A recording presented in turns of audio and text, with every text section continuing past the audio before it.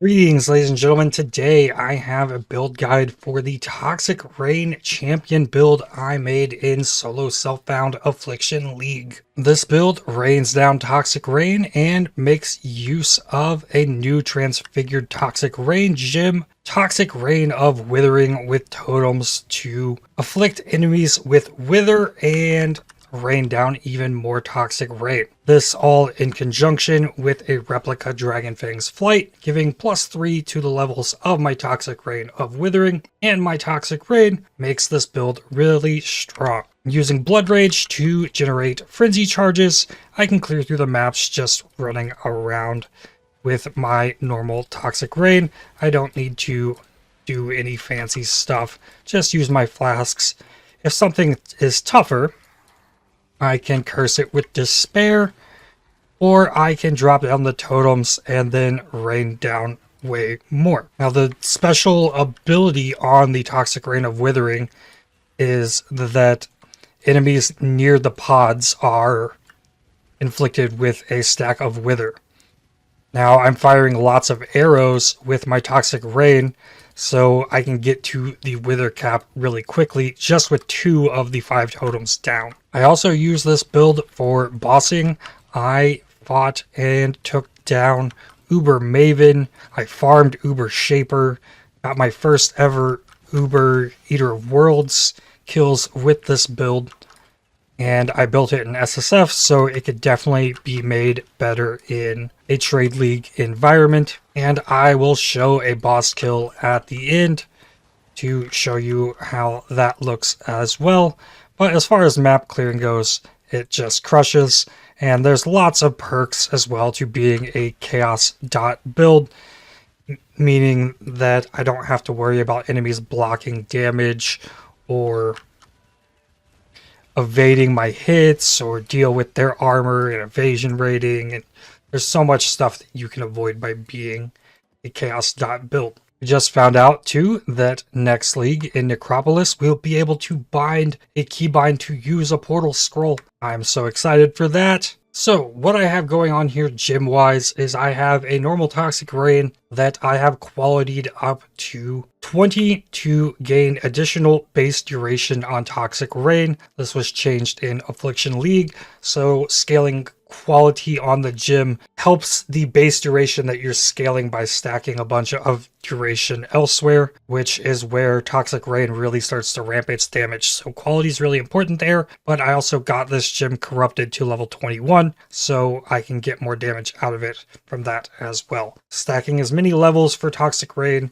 is the idea for a Toxic Rain build. In these links, I have faster attacks, vicious projectiles, more chaos damage over time, awakened void manipulation, which at level 5 gives +1 level of supported chaos skill gems, that being Toxic Rain, getting another level from that. I have an efficacy for increased skill effect duration and more damage over time, and a Mirage Archer so that if I hit an enemy, a copy of myself will also add to the Toxic Rain barrage. Now in my chest, the other Toxic Rain setup, Toxic Rain of Withering, has a way shorter duration than the normal Toxic Rain. Its base duration is 0.5 seconds, where it also gets duration from the quality, compared to the 1.2 seconds I get with quality on the normal Toxic Rain. So using it with multiple totems and Ballista totem support, I can,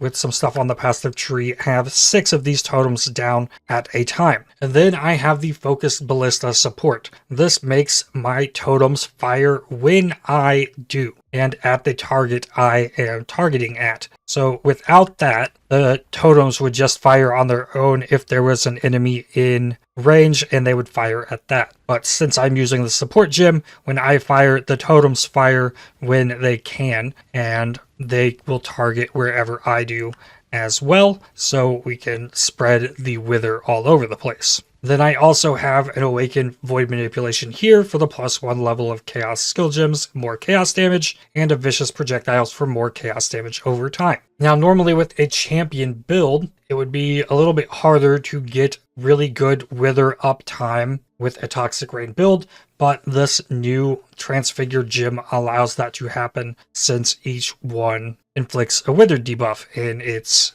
AoE. Now I also currently have this set up so that it is firing 7 arrows. So if I only have 2 totems down and I fire once, it's going to fire 14 pods. So if the enemy is centralized in the middle of that, they should be at wither cap or 1 under at 14 with the very first attack. For my other gems, I have a Determination, a Grace, and a Malevolence in my helmet linked to a level 3 Enlighten so that I can use them all. I'm a champion, so stacking evasion and armor is really good, and this build is really tanky as a result of that. Malevolence giving me more damage over time and skill effect duration, which helps the damage ramp from Toxic Rain. In my gloves, I have Despair.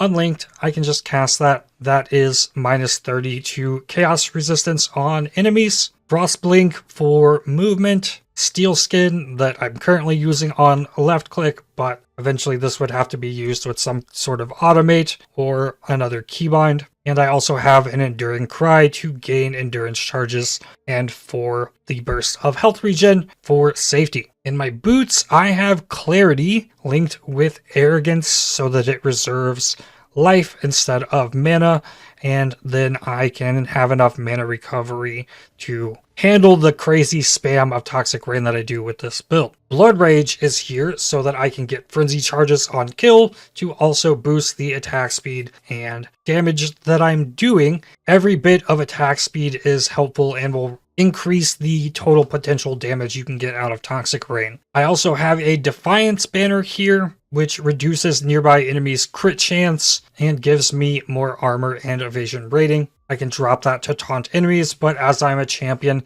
it doesn't have any reservation, so it is linked with this Arrogance for the increased aura effect, but it still doesn't cost any life for me to actually use that. Now, for my gear, the most important thing I have is this Replica Dragonfang's Flight, +3 to level of all Toxic Rain gems, and that applies to both versions of my Toxic Rain. I got this in SSF, so that's why I built this build. Without this, I don't see another amulet really being able to give this build the potential that the Replica Dragonfang's Flight would. A +3 bow is not hard to craft for yourself. You can use Shrieking Essences of Dread and guaranteed +2 bow gems, and then with a metacraft add the +1 gems, then craft the Chaos Dot multi. That's pretty standard +3 bow. But the next up from that would be using a hunter bow like I have here and rolling it with alterations like I did until you get the +2 bow gems and then augment into chaos damage over time on the prefix. And then you can go through the metacraft to block attack rolls and get the plus socketed gems. Then I multi-modded attack speed and chaos dot for the suffixes on this. It's a pretty solid bow. It's going to be hard to really get much better than that even in Trade League without some insane luck. I'm also increasing the attack speed here with the enchant. My quiver, I crafted using an essence to increase damage with bow skills, essences of woe, I believe, until I hit damage over time multiplier with attack skills. That's the only 2 things on here that are really good for this build in any way outside of the attack speed base, and then I crafted life on here. The physical attack damage does nothing, nor does the lightning res really, at only being 7. I think the projectile speed decreases the time from when you launch Toxic Rain to when it lands, so projectile speed can be useful, but very minorly. The belt that I'm wearing is Perseverance, which gives you Onslaught while fortified. Since I'm a champion, I always have Fortify up, so I always have Onslaught with this build, and this gives extra armor, evasion rating, attack damage, life, and cold res. I didn't get a really good corruption on one of these belts, but in Trade League you definitely could. One of my rings has a lot of resistances with some chaos, and I crafted life on it. Nothing super special there. The other ring has life, mana regen, and -2 the mana cost of skills. Some int and fire res. Yeah, I need the int from that. as well. Chest piece just has a lot of life and resistances, crafted the percent life and mana, could shoot for better armor and evasion rating, but that's what I ended up making on this. I think I started with the 6-link base and then crafted this myself, later using tailoring orbs to get the enchant for explicit life modifier magnitudes, which gave me an extra 9 flat life, malevolence aura effect, and extra aura effect for the implicits on that. Helmet has a lot of strength on it, a lot of life on it, a lot of spell suppression on it, +1 to socketed AoE gems, which is all of my auras in the helmet. And then the implicits, I have Despair, Curse Effect, and enemies you've hit recently have reduced life regeneration rate, so they're not regenerating through my chaos damage over time. 10% increased Despair Curse Effect would mean that Despair lowers enemies' resistances by an additional 3 chaos res, so that's pretty strong there. Gloves have life, spell suppression, lightning, and chaos res. The implicits are really important here. Withered you inflict expires 12% slower, which actually might not be the most effective, given that I believe the wither would expire when the pods of the Toxic Rain of Withering expired. So maybe that's not the most useful, but chaos damage over time multiplier, you want that to be as high as you can get it. And boots, I have more strength, crafted life, resistances, movement speed, extra life regen, and movement speed for the implicits there. On flasks, I have a Quicksilver with reduced effective curses on you, Granite Flask with T1 roll on increased attack speed, a Jade Flask with reduced effective shock on you, Quartz Flask with some extra movement speed giving me phasing, and a Life Flask to remove Corrupting Blood. Pantheon has me freeze immune and reduces duration of ignites, makes me unaffected to burning ground, which is nice. Now let's jump into the Ascendancy and passive tree. I already removed all of my charms on the build, made the necessary changes for that. But as a champion, you get Unstoppable Hero, which gives you increased attack speed while fortified, extra armor and evasion while fortified, and makes it so you cannot be stunned while fortified. A lot of good things from this passive, and then beyond that, you have 20 fortification, which means you're always taking 20% less damage from hits on this build, and making sure that all the buffs from Unstoppable Hero are always up. And this is also what makes it viable to use the Perseverance belt for the onslaught. I also have Conqueror for 100% chance to taunt on hit, and I take reduced damage if I've taunted an enemy recently, and enemies taunted by you deal less damage with hits and ailments against other targets, which would mean my totems. Inspirational gives increased aura effect to all of my auras. When I were to place my banner, I get extra life regeneration rate, and then I don't have any reservation for my Defiance banner. And then if I pick it back up, it gains some of the stages that it had when I put it down. So a big buff there in a tight situation using the Defiance banner. Now, for the passive tree, there are lots of really good things for a Toxic Rain build right out of the Duelist start area. Attack speed is good for Toxic Rain. The more attack speed you have, the more pods you get down within their duration to ramp the damage. But it ended up being more efficient to path through the dexterity. But grabbing Fury Bolts here gives projectile damage. That increases the damage of the Toxic Rain. Deadly Draw gives damage over time with bow skills. There's also a bow AoE node back here, and then extra damage over time with bow skills on Heavy Draw. Attack speed from Art of the Gladiator is good. Then there's some life on Bravery with evasion and armor. Mana flows giving more intelligence and mana regen so that I can keep up with the mana on the cast or attack speed that I have. Now, since I'm using totems on this build, I path down through Golem's Blood and then down to get Ironwood, making it so that my totems are much less likely to die after I put them down. And I also get extra flat armor per summon totem, also giving me an additional maximum ballista totem with Panopticon. That means I have 6 max totems, and since I'm using multiple totems, I'm putting 2 down at a time. If I don't have 6, when I put down the third set, one of the originals would go away, and that lowers the effectiveness of putting down the totems, so getting to a 6th is really good. Whether you do it through Panopticon or the nodes over here, Watchtowers. The bow nodes with Avatar of the Hunt are also right here at the duelist start. You can get more damage right here as well early on. I have a Watcher's Eye that is giving me damage over time multiplier while affected by malevolence. Just more damage with the life, mana, energy shield that gives as well. I'll go up here first. One of the most important things you need for a Toxic Rain build is you want increased skill effect duration, and then getting the mastery for more skill effect duration here as well. There are more duration nodes up here in the top left of the Scion area, but that is a little bit more difficult to get to. Grabbing Sentinel increases evasion and armor. All res, a lot of good benefits from grabbing this notable here. I'm using Magebane to convert my evasion bonus from dexterity into spell suppression.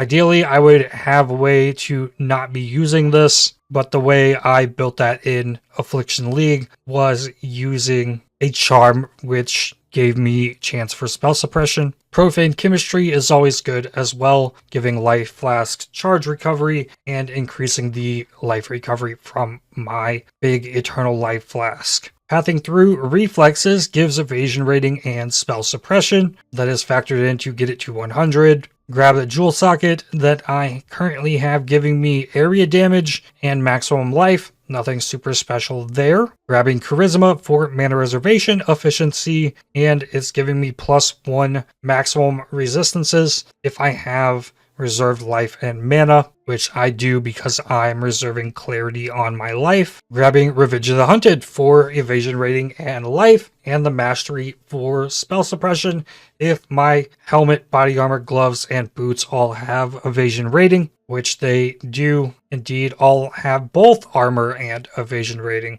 as I built this. Then Hunter's Gambit has skill effect duration and chaos damage over time multiplier and damage over time with bow skills. This is a big node to get for Toxic Rain. The bottom side nodes have chance to poison, so that would be for a different style build would want to grab those. This one would get the top side. And then in here, I have increased area of effect while wielding a bow, which helps increase the coverage of the Toxic Rain. Wasting gives chaos resistance, chaos damage over time multiplier, and then a mastery giving me a 1% life recovery per withered debuff on each enemy you kill. So that's pretty much 15% life recovery on kill. Moving on up, I grab Blood Siphon for some life and strength. Coordination gives attack speed, which is good. I grab Fangs of the Viper, which gives dexterity, chaos damage, and movement speed. Also grabbing Entropy for damage over time, skill effect duration. Blood Drinker gives life on kill life, and then I'm grabbing you count as on full life while at 90% of maximum life or above, so that I can maintain the spell suppression from Revenge of the Hunted. I grab an additional Frenzy Charge, another jewel here that has life and attack speed with bows. The other two things don't affect damage. Poison duration reduction on me is nice. I'm grabbing Mind Drinker for mana recovery on kill, but mostly to get the mana reservation efficiency. Cold-Hearted Calculation for extra mana regen and damage. Into there is useful. Growth and Decay getting life regen and more skill effect duration here as well. And I also have Leaf Shade because I was fighting Uber Maven with this build, and this definitely helps a lot with that fight. And then earlier on, before I got to the next part of this passive tree, I was pathing up to Atrophy, also getting skill effect duration, and you can get another Chaos Mastery to deal more chaos damage to enemies that have Energy Shield, and then path through more life in the process. But I eventually got myself a Thread of Hope Jewel, so I changed the pathing to come up into the ranger's starting area, getting finesse for attack speed, more life with Heart of Oak, life with Herbalism, the flat life on the mastery, intuition for spell suppression, evasion, life, another frenzy charge, and the socket for the Thread of Hope. Now the Thread of Hope, being a large ring, can hit both Master Fletcher and multi-shot on the passive tree, giving 2 additional projectiles with the Toxic Rain from 5, that is its base, to 7, which is really nice. As I mentioned earlier, with 1 set of totems, we're firing now 14 additional pods which wither, and 2 additional pods each time I fire myself is also a lot more damage. Now this also could hit Aspect of the Eagle, which gives damage over time with bow skills and attack speed, quick step for movement speed and spell suppression. This could also hit piercing shots or split shot for other bow type builds. This large ring Thread of Hope in this location is really strong. And then before I got this Thread of Hope, like I mentioned, all these points were not in here. They were used pushing up to Atrophy. And then if there were more points there, I would have probably had them here in Avatar of the Hunt. And I think I've gone over everything, so let's fight a boss. Why not a Searing Exarch? I can go die to the balls of that and showcase where the damage is at. More monster life. Alright, drop tons of totems. Just start ramping up the pods on the ground. Curse him. Oh, did I have Maven in here? Oh, Maven's normally in here. I'm going to use the Blood Rage anyways, just for the extra attack speed. And his health is going down. I need to keep the totems down. And then now I got to deal with not dying to his nonsense. But keep throwing down as many pods as I can. Keep the damage as high as possible. And then I can use totems to block these balls. But it's a little sketchy. They can cause them to blow up and catch you in the blast, so that can be a little sketchy sometimes. Oh, it's still going, ain't it? Wanna die? Yep, I think I might have been ignited, I don't know. I did so good for so long. It just doesn't end. Now, I just removed the energy shield from this boss because I have flat physical damage on my quiver. So every time the pods explode, they're dealing that flat physical damage, and that can be enough to drain the enemy's energy shield if you're trying to use the more chaos damage from this mastery. 95 life on some Dawnstrider boots. Now you could definitely make a case that a Pathfinder would be much better for playing Toxic Rain, where you can get big increased effect of Withered and you can inflict Wither on hit. But then the way that you're hitting with the Toxic Rain build is when the pods explode at the end of their duration, where they're dealing all the damage. So the Wither comes later in your cycle of attacking the enemy, whereas with the Toxic Rain of Withering Transfigured Gem, just being able to have that wither down all the time is really, really nice. And then you can get a bunch of flask effect buffs here and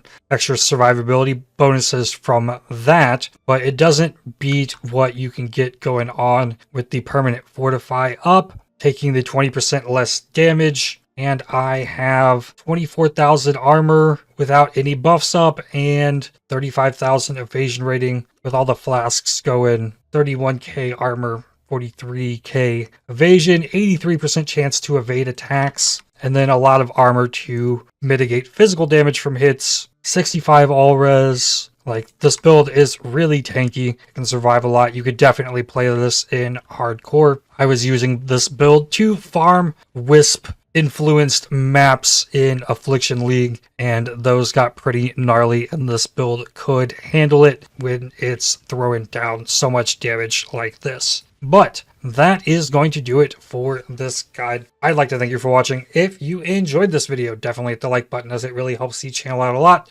Subscribe to make sure you don't miss more videos from me. If you'd like to help support my channel, please consider using the super thanks, the heart icons just below the video, or by joining to become a member. And I'll see you on the next one. Cheers.